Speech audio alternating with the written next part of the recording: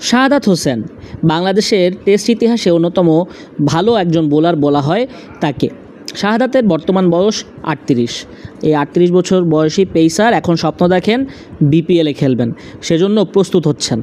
প্রতিদিনই তাকে run up gym করতে দেখা যাচ্ছে। বোলিং শুরু করবেন খুব শিগগিরই, প্রস্তুত হবেন ঘরোয়া ক্রিকেটের জন্য। তবে শাহাদাতের লক্ষ্য বিপিএলে একটা দলে জায়গা করে নেয়া। বিপিএলের কোনো দল শাহাদাতকে কিনবে কি? নুরুল হাসান সোহান জাতীয় দলের ক্যাপ্টেন্সিও করেছেন এক সময়। সেই সোহান ফিরে আসার লড়াইয়ে আছেন। আসন্ন বিপিএলে খেলবেন রংপুর রাইডার্সের হয়ে। লাল বুট জোড়া নিয়ে মিরপুরে দাপিয়ে বেড়াচ্ছেন সোহান। লক্ষ্য পরিপূর্ণ ফিটনেস আদায় করা।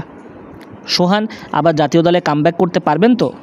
অনেকেই তাকে বাংলাদেশের ধোনি বলেন। কিপিংয়ে নতুনত্ব আছে তার। অনেকের চাইতে কিপিংটা ভালো করেন নুরুল হাসান সোহান। আপনার মতামত কি জানিয়ে দিন কমেন্ট বক্সে।